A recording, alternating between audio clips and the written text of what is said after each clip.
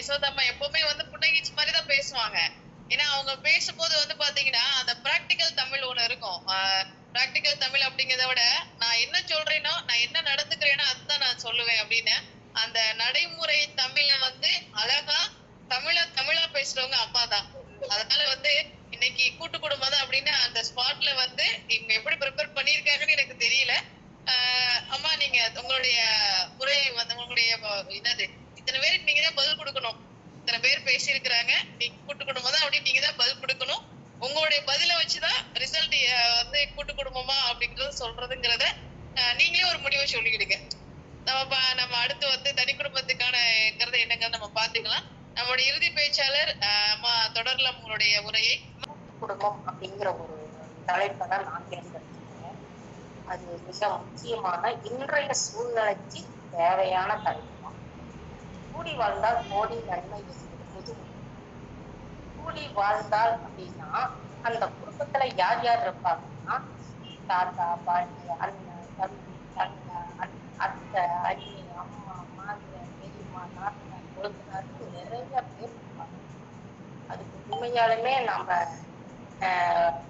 கொடுத்து வச்சிருக்கோம். அத்தனை பேரோட நம்ம வாழ்றதுக்கே நம்ம கொடுத்து வச்சிருக்கணும்னு அந்த முன்னோர்களே நமக்கு சொல்லுவாங்க. அப்ப அந்த பழமொழியில கோடி நன்மை அப்படின்னு ஒரு பேர். அப்ப அதுல என்னென்ன நன்மை ஒவ்வொன்னா நான் சொல்றேன். முதல் நம்மையா நம்மளுடைய குழந்தைகளுக்கு ஒரு பாதுகாப்பான இடம் நமக்கு அமைச்சு கொடுக்குறோம். அதாவது இந்த உறவுகளுக்கு மத்தியில நம்ம குழந்தை வளரணும் அப்படின்னா குழந்தை பிறக்குது அப்படின்னா எப்படி குளிக்க வைக்கணும், எப்படி அதுக்கு சாப்பாடு ஊட்டணும், எப்படி அதை தூங்க வைக்கணும் சொல்றதுக்கு அக்கறையா நமக்கு அந்த ஆட்கள் இருக்காங்க. கூடவே அவங்களும் செய்வாங்க. ஆசையா என் பேர குழந்தைக்கு செய்யறேன், என் அத்தை பிள்ளைக்கு செய்யறேன், என் மாம்பையனுக்கு நான் தான் கொடுப்பாட்டேன் அப்படின்னு சொல்லிட்டு அந்த உறவு அப்படிங்கிறது அதை பார்த்து பார்த்து மற்ற குழந்தைங்களும் வளருவாங்க. அடுத்ததா நான் விருந்தோம்பல் பண்பை சொல்லணும். இப்ப பெரியவங்க வீட்டுல இருக்கிறாங்க அப்படின்னா நம்ம வீட்டுக்கு யாராவது வந்தாங்கன்னா உடனே நம்ம எப்படி உட்கார்ந்தாலும் எந்திரிச்சு வாங்க வாங்க தண்ணி கொடுங்க, தண்ணி சாப்பிடுங்க, சரி அப்ப நம்ம சாப்பிட்டுட்டே பேசலாமே அப்படின்னு சொல்லுவாங்க. அவங்களுக்கு முன்னாடி வந்து கீழே உட்காருவாங்க. இங்க ஒரு உயர்ந்த இடத்துல ஒரு திண்ணையோ ஒரு சேர்லயோ உட்கார்றாங்க அப்படின்னா அதுக்கு கீழே ஒரு முக்காலிலையோ இல்ல பாய வச்சு போட்டோ உட்காருவாங்க. இதை பார்த்து நம்ம குழந்தைங்க வளருவாங்க. அப்படி வளரும்போது அவங்களுக்கு நம்ம சொல்லி கொடுக்கணும் அப்படிங்கிறதே கிடையாது. நம்ம வீட்டுக்கு முதல்ல நம்ம வந்து அவங்களுக்கு முன்னாடி நம்ம அவங்களுக்கு நிகரா நம்ம உட்கார்றது வந்து ஒரு மரியாதையான செயல்னு சில பேர் எடுத்துப்பாங்க, சில பேர் அப்படி எடுத்துக்க மாட்டாங்க. அப்படின்னு நம்ம எளிதில் அவங்களுக்கு வந்து நம்ம புரிய வச்சுக்கலாம். சூழ்நிலைக்கு தகுந்த மாதிரி நம்ம அமரணும். நம்ம விருந்தோம்பல் பண்புல வந்து நம்ம முதல்ல தண்ணி கொடுக்கணும், அவங்களுக்கு எப்படி சாப்பிட கொடுக்கணும், அவங்கள இந்த முக மலர்ச்சியோட வரங்களை பண்ணணும் அப்படிங்கிறத அந்த குழந்தைங்களுக்கு நம்ம தனியா போய் சொல்லி கொடுக்கணுங்கிற அவசியமே. அடுத்து ஒன்றுபட்டால் உண்டு வாழ்வு, ஒற்றுமை முயற்சி தருங்கிறது பழமொழி. அது இது எதுக்காக இந்த பழமொழி வந்திருக்கும் அப்படின்னா எல்லா நேரமும் ஒரு குடும்பத்துல வெற்றி அப்படின்ட்டே இருக்காது. தோல்விகளும் வரும், அடுப்புல தோல்வி வரும், வாழ்க்கைய கூட சில சமயங்கள்ல தோத்து போகக்கூடிய சூழ்நிலை கூட வரும். அப்ப வந்து சரி விடுப்பா, அடுத்தது பார்க்கலாம், நம்ம முன்னேற வழி என்னவா பார்க்கலாம், சரி இது விட்டு அதை ஒரு ஆமா நினைச்சுப்பாங்க அப்படின்னு சொல்லி அக்கறையா சொல்றதுக்கு அந்த ஆட்கள் இருப்பாங்க. அதையும் நம்ம குழந்தைங்க பார்ப்பாங்க. நம்ம குழந்தைகளே தோத்துட்டு வந்தா கூட சரி சரி விடுப்பா, அது குழந்தை தெரியாம அடுத்ததுல அவன் ஜெயிச்சுவாங்க அப்படின்னு அந்த குழந்தைங்களுக்கு நம்ம வீட்டுல ஆட்கள் இருக்கிறாங்க அப்படின்னு ஒரு நம்பிக்கை கொடுக்கறதுக்கு அந்த வீட்டுல ஆட்கள் இருப்பாங்கம்மா. அதே மாரி நம்ம 10 ரூபா கொடுக்கலாம், 5 ரூபாய்க்கு செலவு பண்ணலாம், இந்த காசெல்லாம் செலவு பண்ணலாம், நேரம் கழிச்சு வீட்டுக்கு வந்தாலும் ஏப்பா அப்படி சொல்ற, நம்ம எல்லா நேரமும் அந்த குழந்தைய திட்டிகிட்டே இருக்கான், அம்மா எப்ப பார்த்தாலும் திட்டு, அப்பா எப்ப பார்த்தாலும் திட்டு சொல்லுவாங்க. ஆனா வீட்டுல இருக்கிறவங்க சொல்லும் பொழுது ஏற்றுக்கொள்ள முடியாத ஒரு விஷயம், அது தப்பான விஷயம். அது எளிதில் வந்து புரிய வைக்கிறதுக்கு அந்த குடும்பத்துல யாரேனும் ஒருத்தர் இருப்பாங்க. அது அந்த குழந்தைக்கு தக்க வழிகாட்டுதலாகவும் இருக்கும். அடுத்து தனி மரம் தோப்பாக, ஒரு கையை தட்டுனா ஓசை வராது என்பதை புரிய வைக்கக்கூடிய பல சூழ்நிலைகள் கூட்டு குடும்பத்துலதான் வரும். ஏன்னா இங்க நிறைய பேர் இருப்பாங்க. அதனால ஒவ்வொருத்தருக்கும் ஒவ்வொரு ஒரு இன்பமான சூழ்நிலை வரும், ஒரு கஷ்டமான சூழ்நிலை வரும். எல்லாத்தையுமே ஒரு உட்கார்ந்து பேசும் பொழுது, ஒரு கலந்துரையாடல் பண்ணும்போது, ஒரு ஓய்வு நேரத்திலேயோ நான் கஷ்டப்பட்டு படிச்சேன், நான் அப்படி கஷ்டப்பட்டு படிச்சேன், யார் யாரெல்லாம் எனக்கு உதவி செஞ்சாங்க, யார் யாரெல்லாம் எனக்கு உதவி செய்யல அப்படிங்கிறது சொல்லிக்கிட்டே இருப்பாங்க. அதை பார்த்தும் கேட்டும் வளர்ற குழந்தைங்க ஒற்றுமையினுடைய பலத்தை எளிதில் புரிஞ்சுப்பாங்க. அடுத்து நம்மளுடைய உணர்வுகள் இன்பமா இருந்தாலும் சரி, துன்பமாவா இருந்தாலும் சரி, அப்படி அவங்க பேசுறத பார்த்து பார்த்து வளரும் பொழுது தான் அனுபவிச்ச இன்பத்தையும் துன்பத்தையும் நாம சொல்லிக்கிறதுக்கு கலந்துரையாடுறதுக்கு ஒரு இடம் இருக்குது அப்படிங்கிறது அவங்க மனசுல ஆணித்தரமா பதிஞ்சிடும். நம்மளுடைய உறவுகள்கிட்ட போய் இன்னைக்கு நம்ம சொல்லலாம் அப்படிங்கிறது அவங்களுக்கு நம்ம புரிஞ்சதை எளிதில புரிய வச்சுக்கணும். எத்தனை குழந்தைகள் அந்த வீட்டுக்குள்ள இருந்தாலும் அவங்களுடைய பேச்சு எல்லாமே பேசுவாங்க. எங்கேயாவது வெளியில போகும்போது யாருங்க அப்படின்னு கூட கூட்டிட்டு போறோம் அப்படின்னா, இது என் பிள்ளைங்க அப்படின்னு அந்த இடத்துல நாத்தனார் இருக்குல்ல, கொழுந்தனார் இருக்குல்ல, அத்தை மாமா யாரா இருந்தாலும் எங்க குடும்பத்தால் தான் அப்படின்னு ஒரே இதா சொல்லுவாங்க. அந்த வீட்டுல இருக்க எல்லாருமே அப்படி சொல்லுவாங்க. இத பார்த்து அந்த பழகின அந்த குழந்தைங்க நம்மள மாதிரிதான் இவங்களும் அத்தை மாமா மாமாங்கிறது இந்த வீட்டுல நான் இப்படி ஒரு குழந்தையோ அதே மாதிரிதான் அவங்களும் இந்த வீட்டுல இருக்கிறாங்க அப்படின்னு ஒரு எண்ணம் அவங்க மனசுக்குள்ள வந்து. இதனால அந்த பெரியவங்க என்ன பண்ணுவாங்க அப்படின்னா, ஒரு ஒரு ஒரு ஒரு ஏதோ ஒரு செலவு வருது அப்படிங்கும்போது எல்லாரும் ஷேர் பண்ணிக்கோங்க, பங்கிட்டு கொடுக்கணும் அப்படின்னு பெரியவங்க உடனே சொல்லுவாங்க. எல்லாரும் உங்க பங்குக்கு செய்யுங்கப்பா அப்படின்னு சொல்லிக்கிட்டே இருப்பாங்க. அதனால அந்த பணத்தால ஒரு மனக்கசப்பு வரவே வராது. இத பார்த்து நம்ம குழந்தைங்க வளர்ந்துகிட்டே இருப்பாங்க. அப்ப அந்த கூட்டு குடும்பத்தினுடைய அருமை அந்த குழந்தைங்களுக்கு எளிதில புரியும். அடுத்தது என்னதான் கஷ்டம் வந்தாலும் மன மகிழ்ச்சியான தருணத்துல கூட நானும் இருக்கிறேன், என்ன வேலை செய்யணும் அப்படின்ட்டு நம்ம பிள்ளைங்க ஓடி ஓடி ஒவ்வொரு வேலையா செய்யறத நம்ம பார்க்கலாம். ஒரு நம்ம வீட்டுக்கு நம்ம அப்பா செய்யறாங்க, நம்ம அம்மா செய்யறாங்க, தாத்தா இந்த வேலை செய்யறாங்க, உடனே அதை பார்ப்பாங்க. உடனே நாம என்ன வேலை செய்யலாம், நம்மளுடைய வயதுக்கு ஏற்ற வேலையை உடனே எடுத்துக்கிட்டு செய்யறாங்க. ஒரு பழக்கம் அந்த கூட்டு குடும்பத்துல தானாவே வரும். ஐயோ பாரு அண்ணா அந்த வேலையை செஞ்சுட்டு இருக்கிறான், மாமா அந்த வேலையை செய்யறாங்க, அத்தை பாரு அந்த இடத்த அடுப்படியில் எது வேலை செஞ்சுட்டு இருக்கிறாங்க, உடனே நாமளும் செய்யலாம் அப்படிங்கிற எண்ணம் தானாவே வந்துடும். சரி, அடுத்தது படிப்பு உதவி, தொழில் செய்யற உதவி அப்படின்னு தேவைப்படும். இதுல குடும்பத்துல ஏதாவது வறுமையா இருக்கும், நம்ம கேட்டா தருவாங்களோ மாட்டாங்களோ அப்படிங்கிற எண்ணமே அவங்களுக்கு வராது. கேட்கறத கேட்டுருவோம். ஏன்னு கேட்டா அவன்தான் முழுமையான தன்னம்பிக்கையான சூழ்நிலையில வளர்றதுனால அவன் தயங்காம அந்த குடும்பத்துல கேட்பாங்க. அந்த குடும்பத்துல நிறைய பேர் இருக்கிறதுனால யாரேனும் ஒருத்தர் நான் இருக்கிறப்பா உனக்கு என்ன உதவி வேணும், போய் எல்லாம் கேட்டுட்டு வரணுமா, எனக்கு பில்லு கட்டிட்டு வரணுமா, ஃபீஸ் கட்டிட்டு வரணுமா, இல்ல நான் குடும்பத்துல சொல்லணுமா அப்படின்னு உடனே நம்பிக்கை தரும் வார்த்தைகளை அதுக்கு சொல்றதுக்கு ஆட்கள் இருக்காங்க. அதை பார்த்து நம்ம குழந்தைங்க வளர்றதுனால எளிதில தாத்தா பாட்டி அத்தா மாமே அந்த உறவுகளுக்கு ஒரு முக்கியத்துவம் இருக்குன்னு அவங்க புரிஞ்சுப்பாங்க. அதே மாதிரி ஒரு குடும்பத்துல நிறைய பேர் இருக்கிறதுனால ஒவ்வொருத்தரும் ஒவ்வொரு வேலை செய்வாங்க. ஒருத்தர் தச்சு வேலை செய்வாங்க, ஒருத்தர் தேவர் வேலை செய்வாங்க, ஒருத்தர் டாக்டரா இருப்பாங்க, ஒருத்தர் நர்ஸா இருப்பாங்க.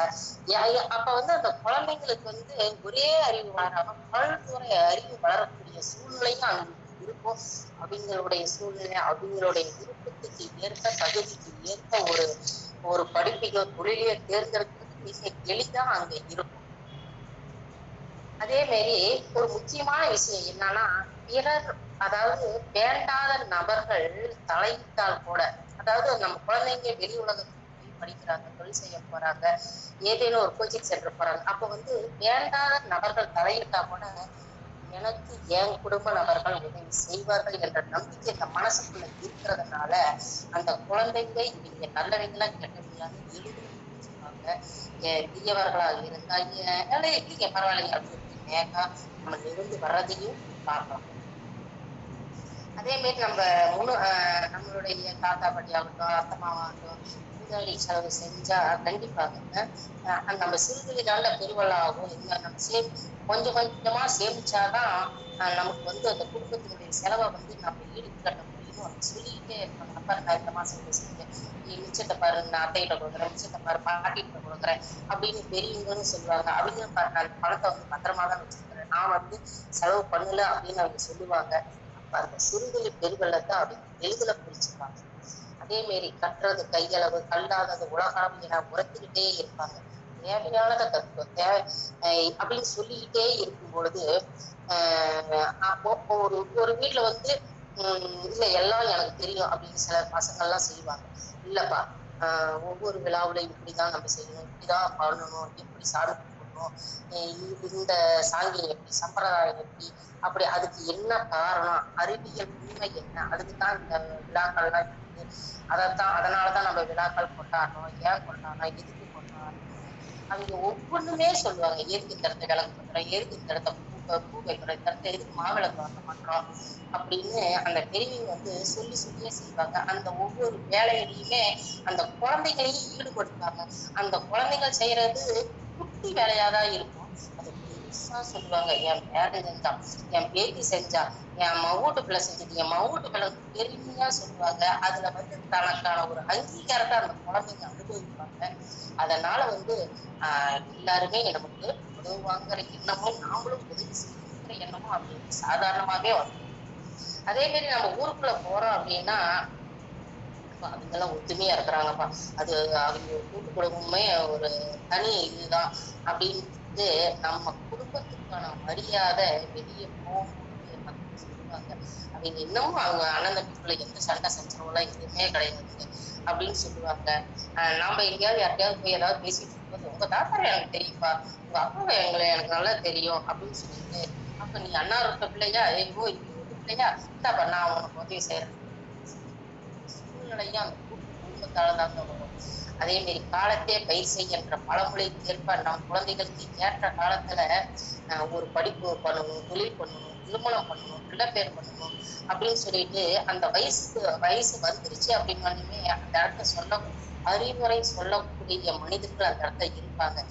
அவனுக்கு 22 வயசு ஆயிடுச்சு, அவனுக்கு 24 வயசு ஆயிடுச்சுடா, அவன் என்ன படிச்சுட்டு இருக்கிறான்னு பாரு, அப்படியே பொண்ணு கலர் வேலையும் செய்ய அப்படிம்பாங்க. இல்லையா பாரு, அவன் பையன் நல்ல பெருமையாயிட்டான், அவனுக்கு தொழில் அமைச்சு கொடுங்க அப்படின்னு சொல்றதுக்கு அங்க வந்து உதவி செய்யவும் ஆட்கள் இருப்பாங்க, அறிவுரை சொல்றதுக்கு ஆட்கள் இருப்பாங்க. அதை பார்த்து அந்த குட்டி பிள்ளைங்களும் வளருவாங்க. ஸோ நமக்கும் இது மாதிரி ஆட்கள் இருக்கிறாருங்கன்னு ஒரு நல்ல ஒரு மனப்பான்மை அந்த இடத்துல நல்லாவே இருக்கும். அதே மாதிரி அந்த பிள்ளைங்களுக்கு வந்து பிள்ளைங்க அப்ப என்ன மாதிரி இதை கொண்டு தாத்தாட்ட கொடு, இதை போய் அம்மா கிட்ட கொடு, இதை போய் பாட்டிகிட்ட கொடு அப்படின்னு சொல்லிட்டு மாலை கொண்டு இந்த தாத்தாட்ட கொடுத்துவா, அப்படி அந்த தாத்தாவோட துணிப்பார் வெளியே காஞ்சிட்டு அதை எடுத்து போய் தாத்தாட்ட கொடுத்துவா அப்படின்னு சொல்லுவாங்க. அப்புறம் வந்து அவரும் அதை வந்து செய்வார், கொண்ட விட்டா நாணயம் படிச்சு தர அதுக்கப்புறம் கொடு அப்படிம்பாங்க. அப்ப வந்து தான் அப்பாவும் செய்யறாரு, தன்னுடைய குழந்தையும் செய்ய வைக்கிறாரு. அப்ப வந்து அந்த குழந்தை வந்து அந்த முதியவர்களை வந்து முதியவர்களாகவே பார்க்காது, எனக்கு உரிமையான ஒரு மனிதர்கள் அப்படின்னு தான் பார்ப்பாங்க. அதே மாதிரி தாத்தா பாட்டி என்ன பண்ணாங்க, நம்மளுடைய முன்னோர்களுடைய பரம்பரையை பத்தி சொல்லிக்கிட்டே இருப்பாங்க. அதனால பெருமை வந்து நம்மளுடைய குழந்தைங்க வந்து எளிதில் தெரிஞ்சுப்பாங்க. எங்களுடைய குழந்தைங்களுமே என்னன்னு தெரியாதுங்க, நாங்க எங்களுடைய பூர்வீக என்னன்னே தெரியாதுங்க அப்படிங்கிற பேச்சே இந்த கூட்டு குடும்பத்துல என்னன்னா, நாம் இந்த ஊர்ல படிச்சோம், இந்த ஊர்ல இருந்து பஞ்சம் பிழைக்கிறதுக்காக இங்க வந்திருக்கோம், இல்ல ஒரு படிப்புக்காக இங்க வந்திருக்கிறோம் அப்படின்னு அந்த முதியவர்கள் சொல்லிக்கிட்டே இருக்கிறதுனால அந்த அந்த பெருமையை வந்து அந்த குழந்தைங்களுக்கு வந்து எளிதில் தெரிஞ்சுப்பாங்க. அதே மாரி இந்த ஊர்ல வந்து இந்தந்த குடும்பத்துக்காரங்க இந்தந்த குடும்பத்துக்கு இருப்பாங்க, அந்த அவங்க அந்த வேலையை தான் செஞ்சுட்டு இருப்பாங்க அப்படின்னு அந்த குடும்பம் இப்படி இந்த குடும்பம் எப்படி அப்படின்னு அந்த கதையுமே சொல்லிட்டு இருக்கிறதுனால ஒரு ஊரை பற்றியும் அந்த குழந்தைங்க தெரிஞ்சுப்பாங்க. என்னோட பக்கத்தோட தெரியாத சூழ்நிலை வந்து இருக்கிற இந்த காலகட்டத்துல ஒரு ஊரை பற்றியுமே வந்து தெரிஞ்சுப்பாங்க. ஊருக்குள்ள இந்த நோக்கி நடக்குது அப்படின்னா இந்த இவங்கெல்லாம் வந்து முன்னெடுத்து செய்வாங்க, இவங்க இதெல்லாம் வந்து செய்வாங்க. அதுல நம்ம குடும்பத்தோட பங்கு என்ன அப்படிங்கிறத அவங்க சொல்லி இந்த குழந்தைங்களும் நல்லாவே தெரிஞ்சுப்பாங்க. அதே மாரி நாங்களாம் அந்த காலத்துல இந்த கஷ்டப்பட்டோம்ப்பா. இந்த இந்த ஒரு சூழ்நிலை வந்தப்ப அது சமாளிக்கிறது ரொம்ப கஷ்டம்ப்பா. இல்லப்பா அதுக்கு வந்து நாங்க எளிதா ஒரு தீர்வை எடுத்தோம் அந்த இடத்துல அப்படிங்கும்போது அந்த நேரடியான மறைமுகமான அல்லது எதிரடையான ஒரு சூழ்நிலைய அவன் பார்த்தும் தெரிஞ்சுக்கிறான், கேட்டும் தெரிஞ்சுக்கிறாங்க. இது ஒரு அனுபவ அறிவு, நல்ல அருமையான அறிவு. அதே மாதிரி அடுத்தது வந்து அடுத்தது ஏதாவது ஒரு வீட்டுல ஒரு விசேஷம் அப்படின்னா அம்மாவை கேட்கலாம், அப்பாவை கேட்கலாம். அப்படியே தாத்தாவை கூப்பிடுப்பா, அவரையும் ஒரு வார்த்தை கேட்கணும், அவர் என்ன சொல்றாரோ அதுபடி நம்ம செய்யலாம் அப்படின்னு பெரியவங்க சொல்றதுனால தாத்தா என்ன பண்றாரு, அப்பா என்ன பண்றாரு, ஒரு ஒரு குடும்ப விழா வருது, இல்ல ஒரு குடும்ப புதிய நிகழ்ச்சி ஆரம்பிக்குது அப்படிங்கும்போது யார் யாரெல்லாம் கலந்துக்கிறாங்க, யார் யாரெல்லாம் என்னென்ன பேசுறாங்க அப்படிங்கிறத அவங்க எளிதில தெரிஞ்சுப்பாங்க. அதே மாரி முத்திய ஓலை ஒரு நாளைக்கு கீழே விழுங்குற கருத்தை பாட்டி தாத்தாலாம் சொல்லிக்கிட்டே இருப்பாங்க. என்னைக்கா இருந்தாலும் நம்ம வயசாகி போயிரும் அப்படிங்கிறத அவங்க சொல்லிக்கிட்டே தான் இருப்பாங்க. அப்பா அம்மா வந்து அவங்களுக்கு போய் உதவி செய்யறதுக்கு பார்த்துக்கிட்டே இருப்பாங்க. ஒரு குளிப்பாட்டுறதோ இல்லை ஒரு ட்ரெஸ் மாற்றி விடுறதோ அதுக்கு வந்து அச்சு செய்யப்பட மாட்டாங்க. அதை வந்து இது என்னுடைய வாழ்க்கை தாய் தந்தையருக்கு செய்யறது வந்து அதாவது மாதா பிதாதான் முதல் தெய்வங்க அப்படின்னு நம்ம வேலை செஞ்சு இதை வந்து ஒரு புண்ணியமா கருதணும், அதைத்தான் கடவுள் ஏற்றுக்கணும் அப்படின்னு அப்பா அம்மாவும் சொல்லுவாங்க, முதியவர்களும் ஆமாப்பா அப்படின்னு அதுக்கு சொல்லுவாங்க. இதை பார்த்து வளர்ற குழந்தைங்க வந்து அனைவரையுமே மதிக்க கத்துக்கும். நம்ம மாதிரிதான் மற்றவங்களும் இருப்பாங்க, நாமளும் ஒரு நாளைக்கு அது மாதிரி ஆயிருவோம் அப்படிங்கிற எண்ணம் அதுக்குள்ள வந்துடும். அதை வந்து விதைக்கிறது வந்து கூட்டு குடும்பம் தான்.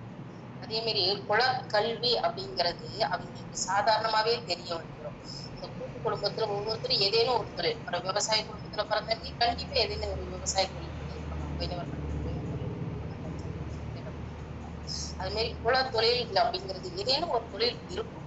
அந்த தொழிலை வந்து அந்த கூட்டு குடும்பத்துல நிறைய பேர் இருக்கிறதுனால யாரேனும் ஒருத்தரை வந்து அந்த தொழில் நம்ம விடக்கூடாதுன்னு அவங்க செஞ்சுக்கிட்டே இருக்கும் பொழுது இந்த குழந்தைங்க சின்ன வயசுல இருந்தே அதை பார்க்கும்போது அந்த சாதாரணமாவே அவங்க கத்துப்பாங்க. அவங்களுக்கு ஒருத்தர் வந்து அதை சொல்லி கொடுக்கணும் அப்படிங்கிறதே கிடையாது. அதே மாரி அந்த குழந்தைங்க ஏதேனும் பரிசு வாங்கிட்டு வந்தாலும் சரி, புதிய ஆடைகள் தந்தாலும் வாங்கி அது கிடைச்சாலும் சரி, அத்தை கொடுத்தாலும் சரி, மாமா கொடுத்தாலும் சரி, தாத்தா கிட்ட கொண்டு போயிட்டு பாட்டிக்கிட்ட காட்டு அப்படிங்கும்போது அந்த தாத்தா பாட்டி எங்கிட்ட வந்து காட்டிட்டு தான் முதல்ல எங்கிட்ட தான் காட்டணும், முதல்ல எங்கிட்ட தான் காட்டணும், எங்கிட்ட தான் சொன்னான் அப்படிங்கும்போது அவங்களுக்கும் ஒரு அங்கீகாரம் கிடைக்குது. இந்த குழந்தைங்களுக்கும் வந்து ஆஹா நம்மளுடைய எண்ணங்களையும் நம்ம சொல்றதுக்கு ஒரு இடம் இருக்குது. அதாவது அந்த குழந்தைங்களுடைய எண்ணத்துக்கு ஒரு அங்கீகாரம் வந்து கூட்டு குடும்பம் தருது அப்படிங்கிறத அந்த மகிழ்ச்சியை வந்து நம்பிக்கையும் அந்த குழந்தைங்களுக்கு எளிதில் நாம புரிஞ்சு வச்சுக்கணும். அதே மாதிரி தாத்தாவுக்கு கொண்டு பிஸ்கட் கொடுப்பாங்க, பாட்டிக்கு வந்து அதை எடுத்து கொடு அப்படின்னு சொல்லிட்டு அத்தையும் மாமாவும் செலவு இல்லாம வேலை செய்வாங்க. அவங்க மகள் வந்தாலும் சரி, அவங்க மகன் வந்தாலும் சரி, யாரா இருந்தாலும் அவங்க வந்து உடனே வந்து இதை செய்யணும், அது செய்யணும். உடனே இந்த குட்டி பிள்ளைங்களுக்கு எல்லாம் என்ன வாங்கி போகணும் அப்படின்னு அவங்க வீட்டு உறவினர்கள் வர்றதுக்கு முன்னாடியே யோசிப்பாங்க. அந்த வீட்டுல அத்தனை பேர் இருப்பாங்க, நம்ம அதுக்கு தகுந்த மாதிரிதான் வாங்கிக்கணும். அதே மாதிரி அப்படி வாங்கிட்டு வரும்போது அதை பகிர்ந்து கொடுப்பாங்க, எல்லாத்துக்குமே அதை வந்து பகிர்ந்து கொடுப்பாங்க. அந்த பகிர்ந்து கொடுப்பதை பார்த்து இந்த குழந்தை வளரும் பொழுது கொடுக்கும் மனப்பான்மை சாதாரணமாவே வரும். எனக்கு வாய்ப்பளித்த இந்த பட்டி மன்றமும் கூட ஒரு கூட்டு முயற்சி தான் என்று தெரிவித்துக் கொள்கிறேன். வணக்கம்.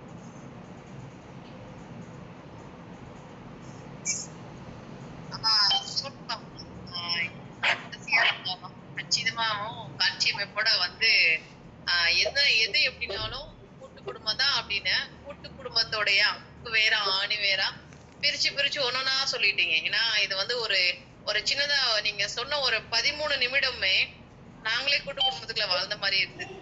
ஏன்னா அப்பேற்பட்ட ஒரு கூட்டு குடும்பத்தை வந்து தாத்தா இதை செய்வாங்க, சித்தப்பா இதை செய்வாங்க, பாட்டி இப்படி இருப்பாங்க, அத்தை இப்படி செய்வாங்க, பெரியம்மா இதை சொல்லுவாங்க அப்படின்னு ஒவ்வொருத்தருக்கும் அந்த கடமைய வந்து நீங்க அந்த லைஃபையும் வந்து அப்படியே கண் முன்னாடி காமிச்சிட்டீங்கம்மா.